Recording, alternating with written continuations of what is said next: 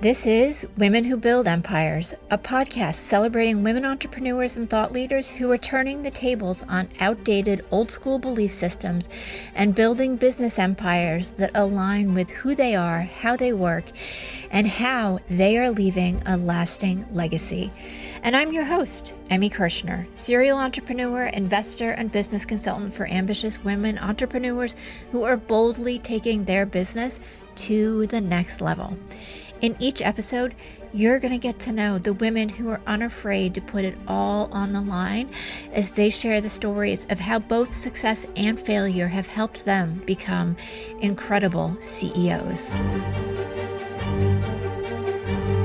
Hey Empresses, I am so super excited to bring this episode with you. It's a two-part series, so obviously today is part one.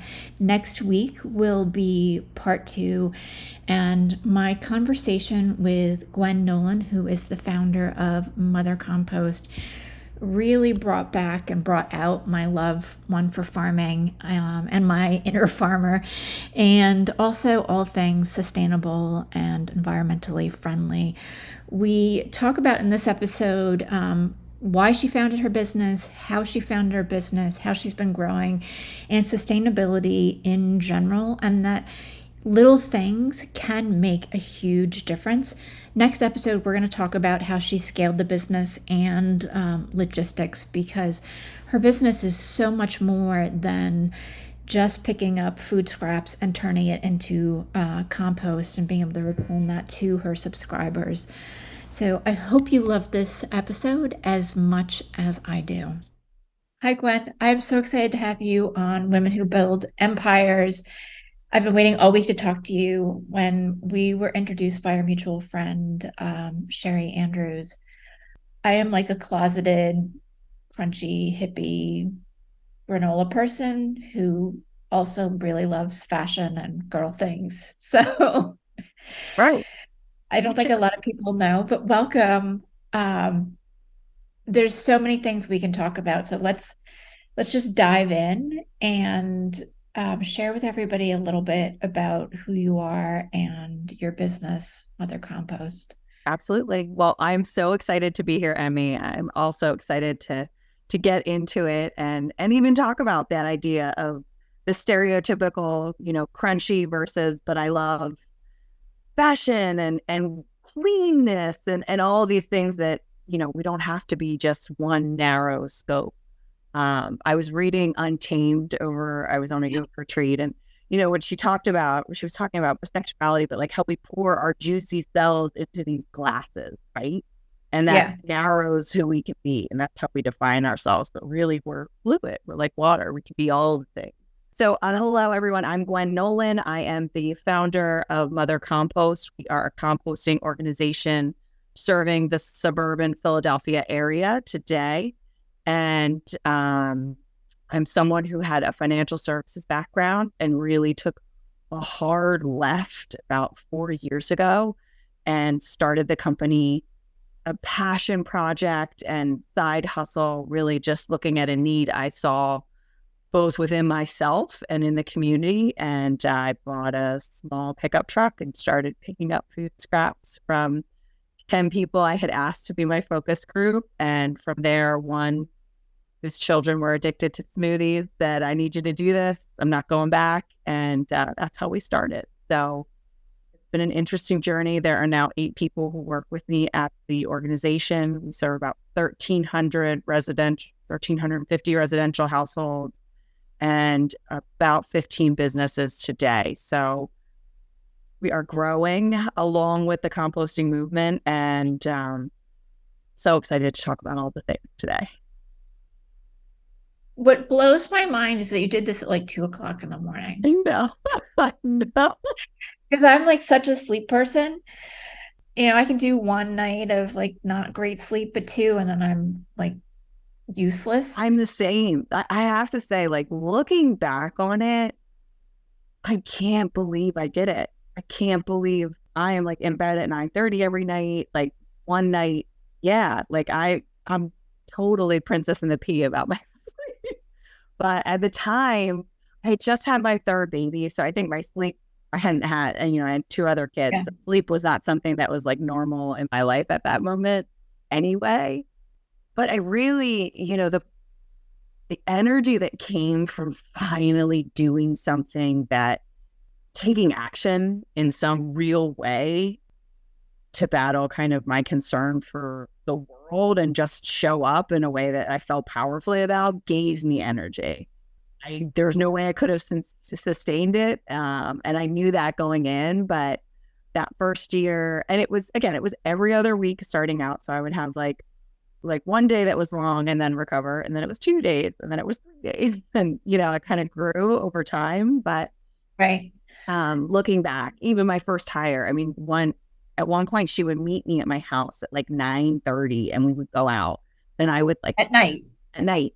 Yeah. At 9:30 at night, not the morning. That was the only way to get it done, was for me to work all night so that I could go to my job in the day, which, we don't roll like that anymore. But I would like drop her off at a well-lit 24-hour gym, and then she would go home, I'd finish, and it was wild. And it's wild now to see kind of where we are today. That's, we're very buttoned up anymore about like making sure we're starting at the appropriate times and driver safety. But back then it was just, we want to do something, let's do it. And we didn't really overthink much. So Yeah. Like, take me through your thought process of, you have 3 kids, you're making smoothies, you have all the usual food waste, food scraps from smoothie making, particularly with like pineapples and other fruits that there's more, to let me gather 10 of my friends and see if I can make compost. It's hard for me to actually plot this line because it was not, the path of true love is never straight, Emmy. But it's funny. So actually, I have a draft of my original business plan was written in 2017 when I was pregnant. So this idea kicked around in my brain and I think it was the fact that I just kept coming back to it and it kept calling me. That was what ultimately maybe I was like, well, what's the worst that can happen? It was a terrible idea and I stopped. That's not, I can live with that, right? I don't know if I can live with not doing it. So really what my kids just they didn't eat any. I was throwing away so much food. And to be honest, my kids come with all this stuff. And we just all of a sudden have this influx of waste that was really bothering me. And food in particular, because you're spending the money, you're cooking it, and then it's like literally going right out the door into the trash. And then as I started to explore, I just, fell down that wormhole of where does our trash go and how much trash are we creating? And I was like, literally, this is madness. Yeah. And composting is just such a simple way to start to stop this cycle. And then I was expecting, so I just started composting at home, but it was winter. So winter is a really hard time in the Northeast to be running a compost pile. You're working against the weather outside. It's dark all the time. It's dark all the time. I was like, one point I was like 8 months pregnant out there trying to turn, like, should I be turning it? I don't even know. And I really was like, you know what? I'm feeling so passionate about this that I'm willing to be out here, but like most people are not. They're just not going to do it. And for composting to go, and we must accept that we have to change the way we do things in order to protect this place we call home and start to live in different ways. But it needs to be easy because I was a mom. I had 2 and 1 on the way. I had a full-time job. I had a husband. I had a house. These are all things that are constantly shooting all over me, right? Things that I need to be doing. So compost pile in that moment was just another thing for me to feel bad that I was not doing properly, right? Like, I think whether you are a stay-at-home mom or you're working part-time or you're working full-time and momming, there's always some mom guilt somewhere that you're not doing enough. And I think there's a place for us to all let go of some of that because we're doing the best we can in any given moment. And there's a lot of things I know that were important to me that I didn't do because I there's only so many hours in the day. Yeah. Yeah. And even, if you don't have kids at home, as women, and this is a generalization, so it's not true in every circumstance, but we take on a lot of caretaking responsibilities in a lot of areas of our life. And it's a lot of weight. And I think that sometimes, something's got to give. And sometimes you're like, I see this problem, but I just can't deal with it right now because it's so big. What's my one little thing going to really do? And that's real. But, my brain, I was like, if we can make it easy, I really think there's enough people just like me who are like, I really do want to do this, but I just need it to be really simple. And if it's affordable, like, in this area, we're currently priced at $20 a month for one container. People are spending that on a honey grow salad. That is not an unapproachable, and that way more people can do it, right? It's very accessible, which is important to me too, to create an infrastructure that people really can plug into. Right. Because that just makes it easier, right? This isn't a strain on me. And that's not to say that people don't have to make hard choices sometimes, and sometimes the composting service has to go. And I, recognize that is real too. But my goal was how do we design a service that makes it really easy? So the only work is the sorting that you have to do at home, because that's a job and you may have to train some other people and take it on. But once it gets in that bucket, we're going to take care. Like, you get it to the curb, we will take care of it. Clean it. We will send you a reminder the night before. We'll notify you once it's clean. So if you have a long driveway, you don't walk down there until we're gone. Dude, all of these little things that, I want people to see us as we're thinking of you. We saw this and we're addressing it on your behalf. So we'll sometimes have like rodent issues, but if you spray bitter apple spray on the lid, it'll keep them out. So we'll send them a notification like, you sprayed. Hopefully you won't need a new lid, but if you do, everyone gets a free replacement once a year if they need it. So to try, who's thinking of you? That's the other thing. Like, we care about you. We want your experience to be wonderful. We want this to be your favorite thing. Yeah. So for people who aren't familiar with composting, what can you compost and what can you not? So it depends a lot what type of composting you're doing. So if you're using a service, they're normally taking almost always to a commercial facility, in which case you can compost pretty much any organic material. So not just fruits and veggies, and like peels, seeds, but depending on it, like dairy, high fat content food, baked goods, bread. There's like a whole host of things you don't think of, but that's the meat of it. Meat, fish, depends on the site that you're going to, and also the frequency of your collections. For example, we ask people not to put it in their residential containers because we're every other week, and you will see smells are great, will get wild, and so will the furry friends activity. So, but our commercial, we do accept, our pile can accept those materials. Okay. In your backyard, you need to be a lot more strategic about what you put in there. And it's based on the temperatures that you're achieving. You don't want anything that's cooked ever. So like if you steamed broccoli, it's completely compostable commercially, but you really want to be careful putting it in your backyard because they like to cook food too.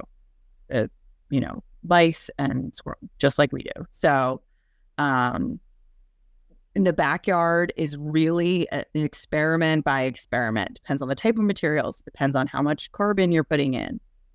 But composting itself is the act of taking nitrogen-rich materials, which is typically what comes out of our kitchens, combining it with carbon-rich materials, which are leaves and woody materials, and then usually at a 3-to-1 ratio, and then over time adding water and air. And in about a month, it will transform into compost, which is a nutrient-rich soil amendment that can be used back on land as similar to a fertilizer, but it's not a fertilizer. It's a soil amendment. So the difference between compost and fertilizers is that fertilizers feed your plant.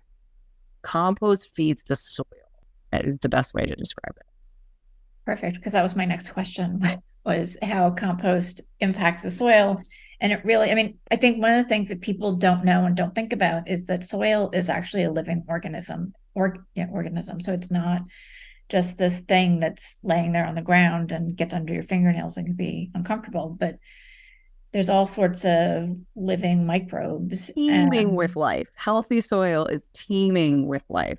And when you're using chemicals, and I'm going to also include, so correct me if I'm wrong, artificial fertilizers, I'm air quoting, like it doesn't do anything for the soil. It can actually be detrimental to the soil and kills those microbes. That's right. So there's an ecosystem underneath our feet in which the organisms in the soil help feed the plant and sequester carbon and do amazing things. There's a fact that, 1 teaspoon of healthy soil has more organisms in it than people living currently on the planet. That's how much is happening underneath our feet.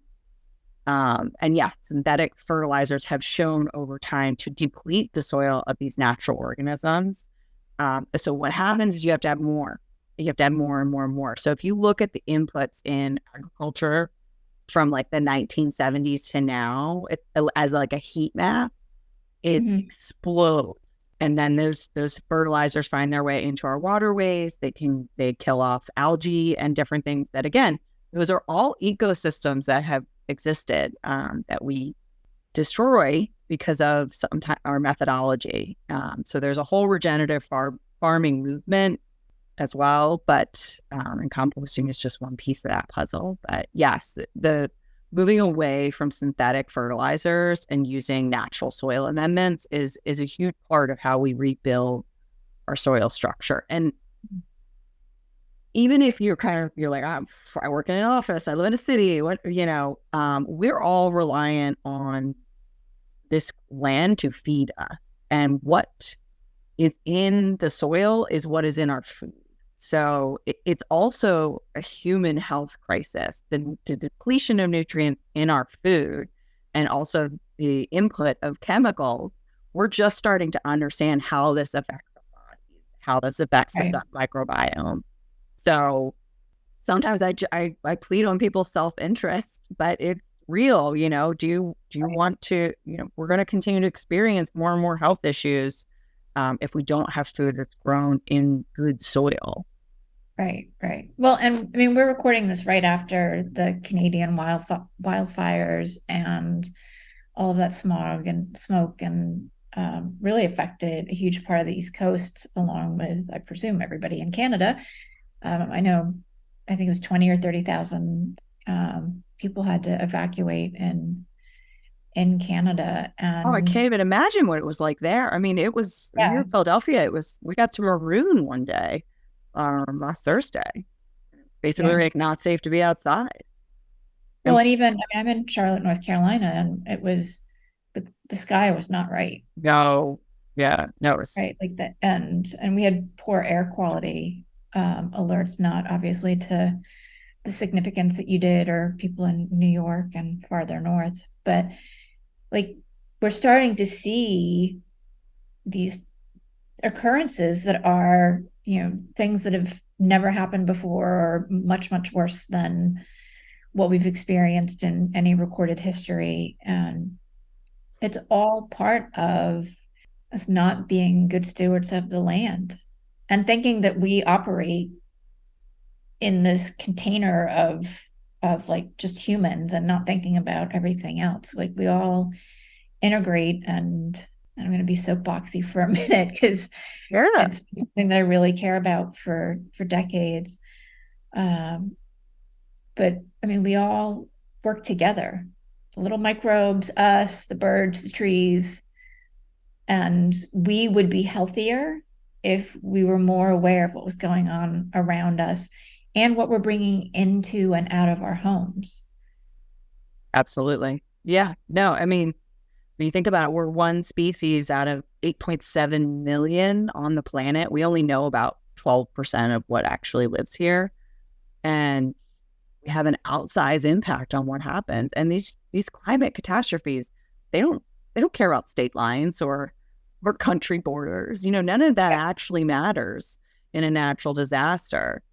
There's so many things that, not that state lines aren't real, but these are things that we have created and systems Right. we have created, but they're not actually a wall between any of it. So to the more we can work together, unified, the better, Mhm. because it's something that happens as a disaster here in Pennsylvania isn't just going to affect the people who live here. It's going to have impacts in all the waterways. They feed into Right. multiple states. It's looking at things from a macro perspective. Right. Well, and I mean, as we poison waterways, fish and other microorganisms and just other wildlife that live there are either contaminated or die, which then impacts us somewhere else.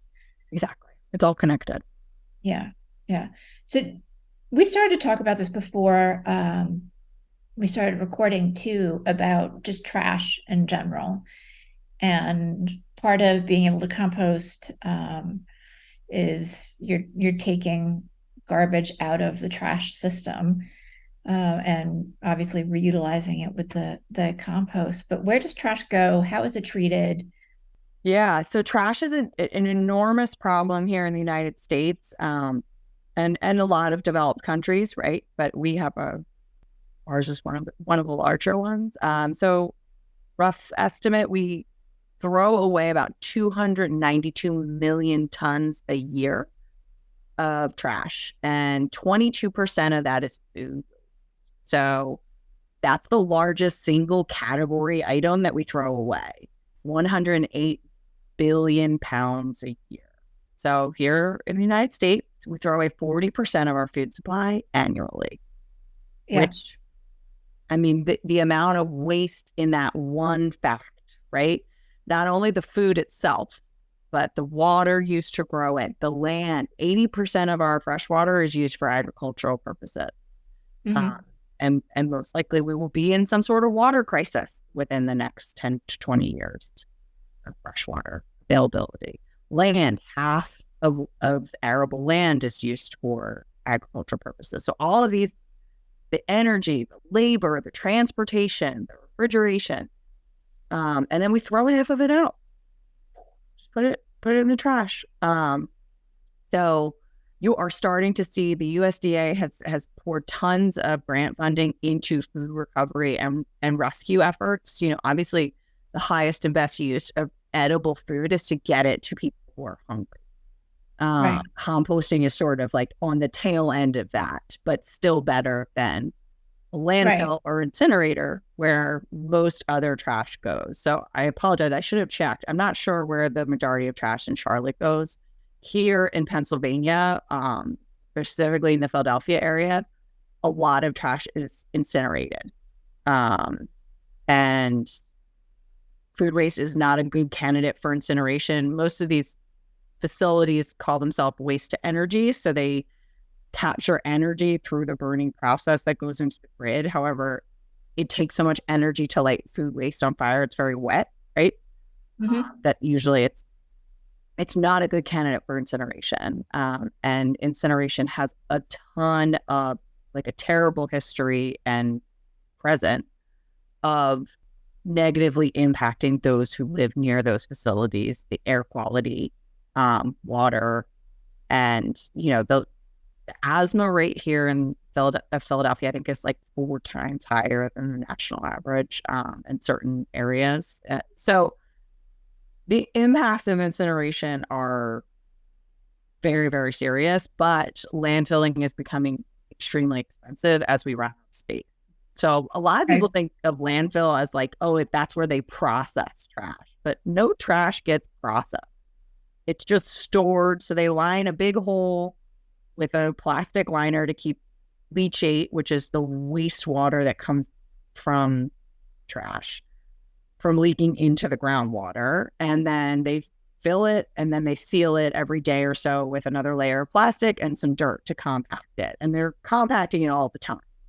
They have these huge machines, $1 million machines that roll across with these studded wheels. I actually went to a landfill 2 weeks ago to compact everything down, right? To maximize the space.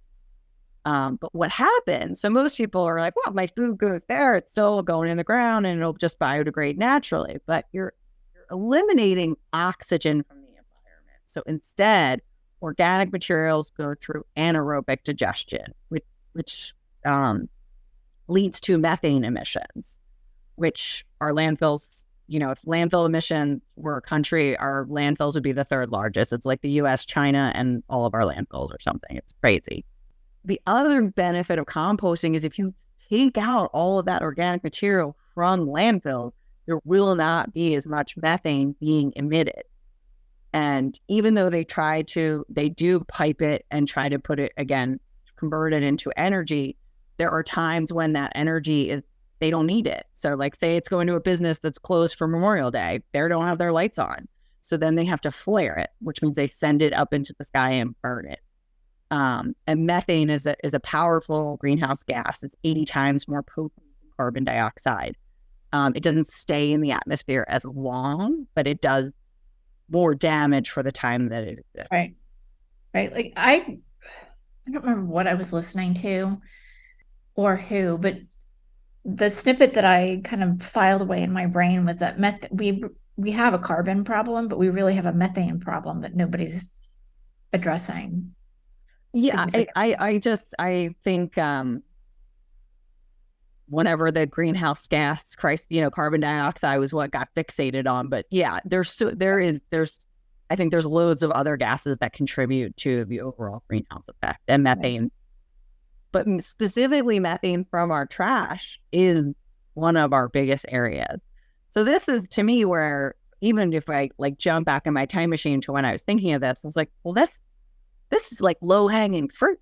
If we just take the organic material out of the waste stream and recycle it into something that's actually beneficial to the soil. And compost has a laundry list of benefits for soil from an application standpoint.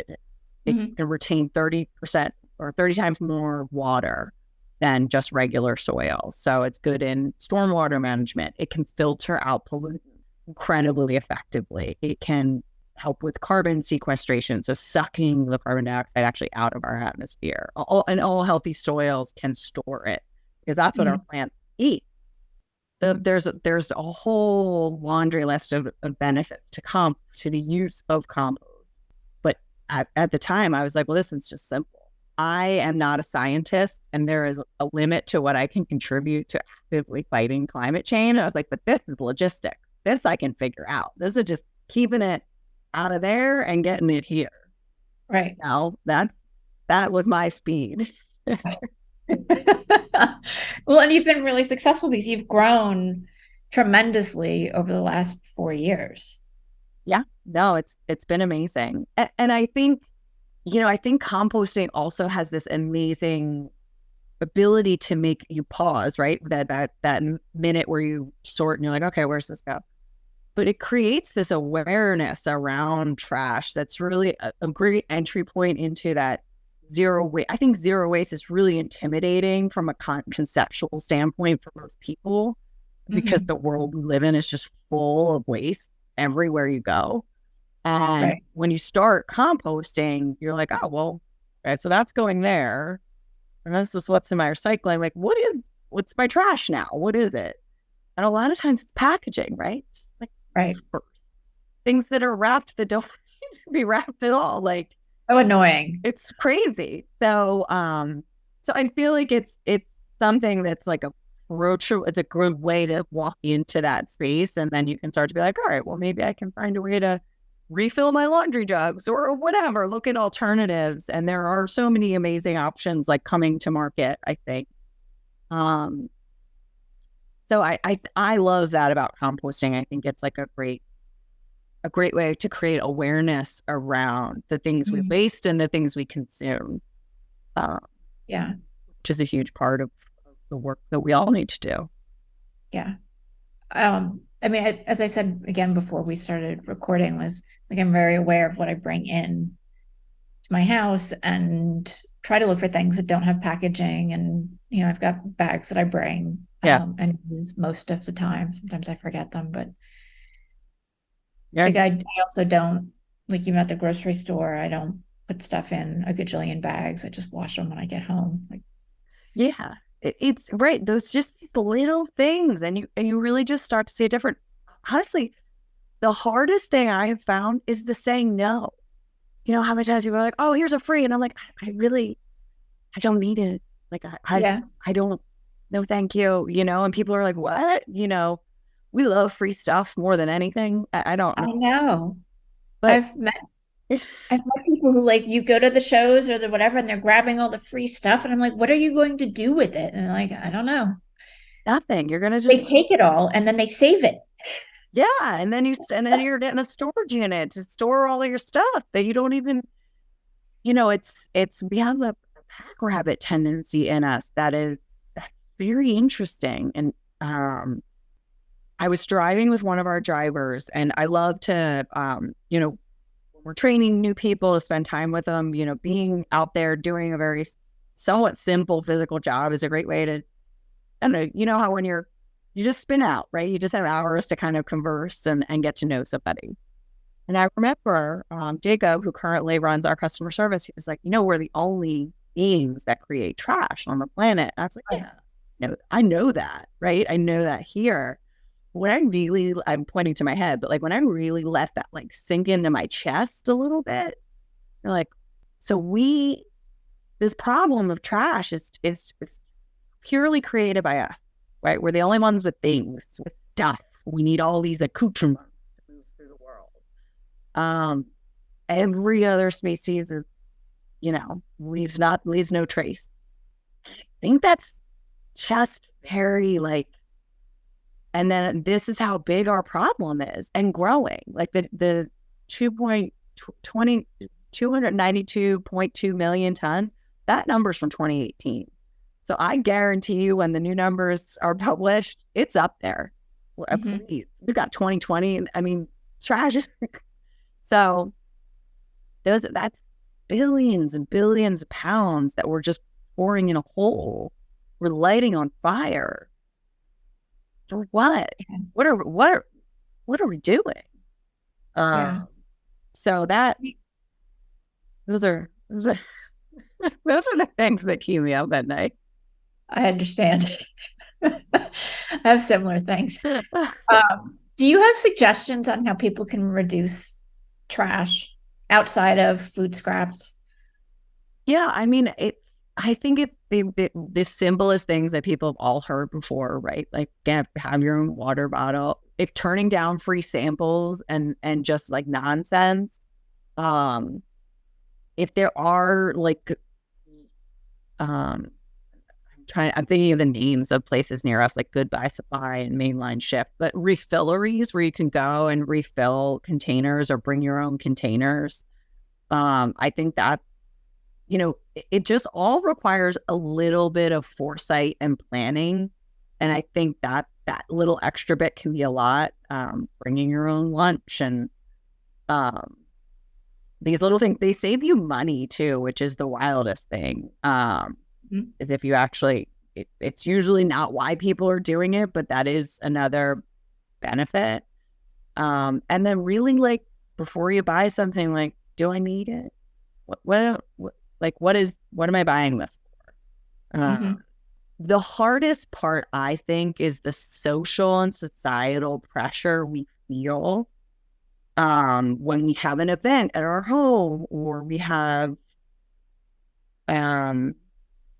there's so many instances where it's really the feeling I get from the outside that causes me to kind of like go back into the quote unquote normal path, whereas in my daily operations, I don't need any of it. I don't feel that pressure. Like my daughter had a communion. My mother, should we get balloons? And I'm like, no, I don't need balloons. My kids love balloons, by the way. And you've never seen children who attack snack bags the way my kids do, because I refuse to buy them. Oh, do they love Right. those little chip bags when they see them in another house? Yeah. No, my kids are galloping consumers, which again, you're like, we just come out of the gate and we're like, more. I need more stuff. And it's interesting, but I wonder if what we need more of is like space and time and things outdoors. And And there's a hole we keep trying to fill with stuff. And I don't think it's working for us. It's not. Like, I mean, it's everywhere I read, both from high school kids, from young adults, um, people in their 30s and 40s. All I hear about is overwhelm, burnout, mental health, anxiety. I So clearly what we're doing is not working. And I mean, for me, and believe me, I can get into, I want and need this thing, I'm air quoting this thing as much as anybody else. So don't anybody think that I've got it all figured out. No, But I it's do. like hardwired somewhere. Yeah. Yeah, like I leave things in my shopping cart online now, and I'm like, I'll wait 24 hours. And That's sometimes that, another great tip. Like it usually, if you're like, let me think about it, yeah. usually you're like, actually, I don't need it. Actually, I have 3 dresses just like it at home. And Just I feel better frequently than if I actually bought the thing. But yeah, going outside and putting your feet in some grass or dirt or bark mulch or sand or whatever works for you, yeah. and spending time with each other for me is, and having space, like just space in your house that isn't cluttered with a ton of stuff, allows more creativity, more interaction, better relationships. And if we were really focused on creating communities of like small little groups of communities, like things were several hundred years ago, I think we'd all be a lot happier. I know. I think that too. I think in particular, I think women, right? Like I have a group chat with my friend. I'm like, it's crazy that we're all doing, like, we're all grocery shopping. We're all making dinner tonight. We're all like doing all that. If we could just pull it together. Yeah. I'm good to do dinner once every 2 weeks. This every night thing is brutal. Right. Oh my God. And I want to eat well. I do. And I'm not like, if it's like good ingredients, I'll eat anyway. Like, I just don't want to have to run a B&B every day, and starts to be what you feel like. And this is like my husband, but we each do 2 a week, and they're like, oh my gosh. Yeah, I agree. I think but those are the hard thing, is that these are big systems, right? Like consumerism is the basis of our economy.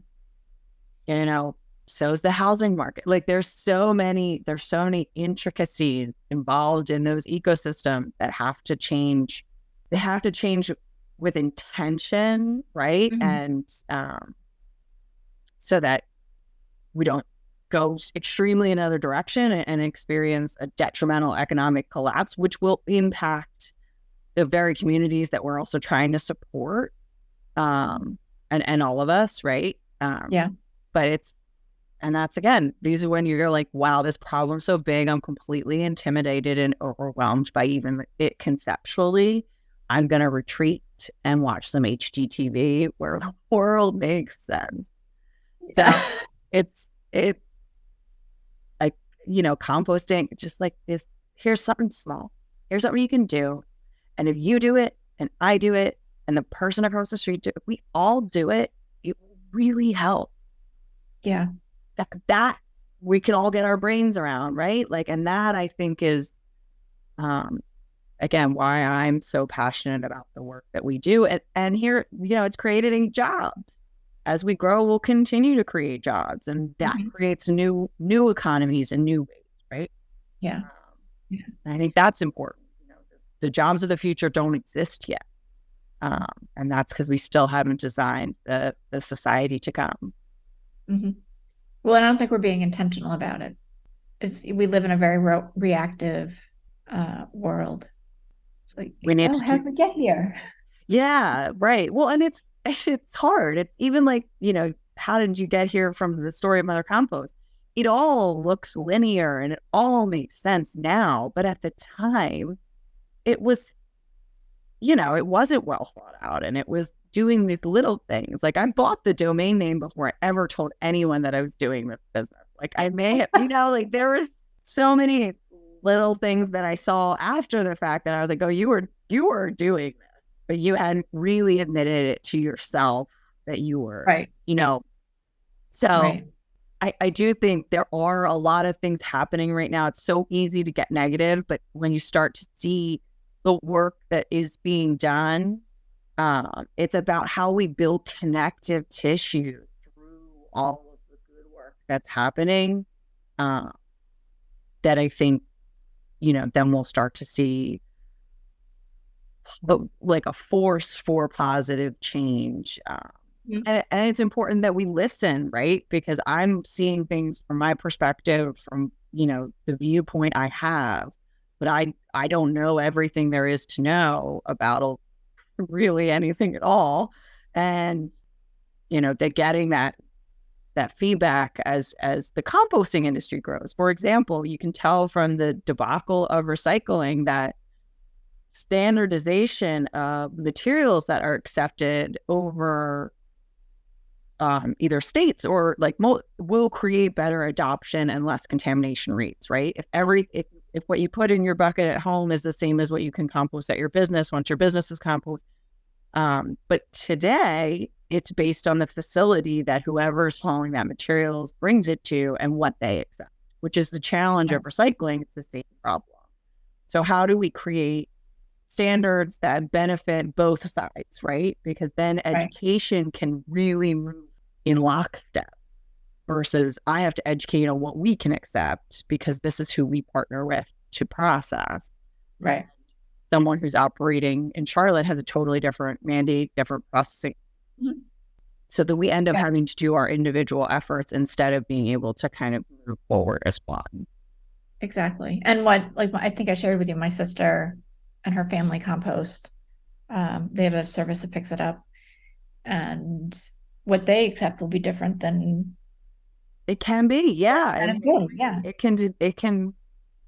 It just depends. Even like there's a service operating in Philadelphia which doesn't take things that we accept, and vice versa. Like it's based on where it's being processed. Right. So in terms of an industry, that's a challenge that we're going to have to address. There's a proliferation of compostable products, some of which are accepted at certain facilities, not like some that no facility would ever want because it's actually just a bioplastic that they're calling biodegradable, and people are confused. So again, it makes it tricky for consumers, and anything that creates consumer confusion leads to contamination and lower rates of effective recycling of food waste. How can listeners start to get more education? Because for me, like, we can't rely on anybody else to fix climate change. Like, it really has to just come from us. Like, the government is not going to create regulations that actually do anything anytime in the near future. If they were going to, they would all sit down together and figure it out, and they're not. And I'm sure people will disagree with me on that, and that's okay. We can have a conversation about it. You're right. Like, if everybody has different regulations, everybody's doing, whether it's composting or recycling or something else, how can we start educating ourselves so that we can do one step at least that will contribute to just a healthier planet in general? A lot of thoughts on that. And yes, I mean, the government, it's just an enormous organization, right? And we all know big organizations move slow. They cannot move at the rate of change that we're seeing. So it's almost not even reasonable to expect government's going to come when we have decided that this is important. That's when government will respond to the people's outcry. So it's about making that known in whatever way. I think for people, there's a lot, right? Composting was kind of where my sandbag against this tsunami, but everyone, I believe, has something that bothers them or they're incredibly passionate about. And I encourage that people follow your curiosity, follow the thing that you're like, oh, this bothers me. I don't like to see this. I want to see this change. What does this look like? And I think there's something that calls to all of us. So I would encourage you to kind of, Alice your way down that rabbit hole and see where you end up, and take action that you feel very passionate about, because that means you're going to stick with it. That means you're going to tell people about it. And that means when it's time to vote, which we all need to be doing on a regular basis, and not just big elections, but small, your local elections matter a lot. you're going to show up because you want to know where they stand on the issue that is near and dear to your heart. To me, it's about finding the thing that you're most passionate about. It's because climate change there's just so many moving parts, and we need advocates for all of them. And I think if you can just pick something small, and focus there, the rest will, you'll bloom from there. And then also, if you have the talent and the appetite, maybe consider running for local office. There's a lot of, where we are, they call them environmental action committees at each of these townships, and they help to promote sustainable activities within the area where people live, and whether that's composting or plastic bag bans or rainwater harvesting, or there's lots of different things. Shade tree planting. Those are usually volunteer positions, and those people donate of themselves to help bring these initiatives to the community. And it's, local leadership can be a thankless job, but it's, again, really, really important, because that's how the will of the people gets filtered up a lot of the time. And so I think voting and perhaps even getting involved in your local municipality is another really powerful way that people can, boots on the ground, impact where they live and the world. Yeah, and it only takes one person to make change. Totally. And not only that, you have no idea the impact that you have on the people around you when you show up. Like, when you really embody something, everyone feels it. Everyone can see it. It changes the way they look at the world because they can't help it. Right. My kids, they love those damn snack bags, but they know how important this is to me. And they know that I'm doing this in part for them, that this is me, this is my show up. My challenge to myself, my really, like, the deep why in my belly is that when I started, I looked at my 5 and 3 and baby, and I'm terrified of the world that we're just going to hand over to them, these huge problems that we're just going to be like, whew, we didn't start the fire. Here's the Billy Joel song. And like, yeah, sorry about that. And they're going to say, like, why didn't you do it? You knew, you had the iceberg warning right in your hands, and you guys just zoned out on Instagram. And I cannot accept that. So my message to them has to be, guys, I did everything I could think of. I tried. It may not have been my action may not have been like well thought out. Like, I may have made 100 mistakes, and I'm certain I will. But I tried everything I could to save our home, to protect your future, to show up for my life and for yours. And that's still my challenge to myself when I get scared and I'm like, ooh, I don't want to make that call. It's like, did you try everything? Did you do it? And and it helps too, because when you're like, well, faced with the insurmountable thing that is climate change and what's happening to this planet, making that phone call no longer seems terrifying. Exactly. So, sorry, really, I took it into Oh, no, good. You're good. I'm right there with you. There's so many things I want to say, and we're out of time, which is a bummer. So I'm going to have you back on the show so we can do part 2, because I want to dive into your logistics and challenges and yeah, we could spend an hour there for sure. Well, and there's so much to be gained from that, right? Because everybody has logistic challenges at some point, even if you have online services. I know you have a growth trajectory and some long-term plans that would be super fun to get into. So Stay tuned, people. Yeah, come back for more. I want to thank you, one, because this is, as I said, really important to me. And there have been a number of instances in my life where I have made change for a few people who have then made change for other people who have then made change for other people. And I really believe that's how we can accomplish great things. So I'm honored to have you on, and it's been fun. Yeah, no, this is such a pleasure, and I could do this all day. So it's it's good to have to cut off, but Yeah. I'd be happy to come back to talk brass tacks and really get under the hood of Mother Compost with you. And Awesome. Yeah, well, let's do it. And before I forget to, where can people connect with you in yeah, the absolutely. So sharing? mothercompost.com is our website. We're Mother Compost on Instagram. We have some really fun videos there. We try to educate on all kinds of things and also just entertain ourselves at times. And same on Facebook. And it's the same on TikTok. So far, we've been able to claim all the domain names. That's amazing. Yeah.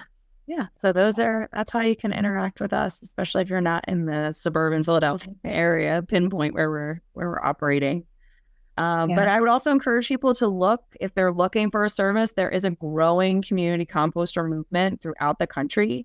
And, not only would you be making a really important change at your home, but also supporting a lot of local doers who have their boots on the ground to create composting infrastructure where you live. I certainly encourage you, if you're interested, to check it out. It's usually affordable, and again, you're supporting kind of a local business hero as well.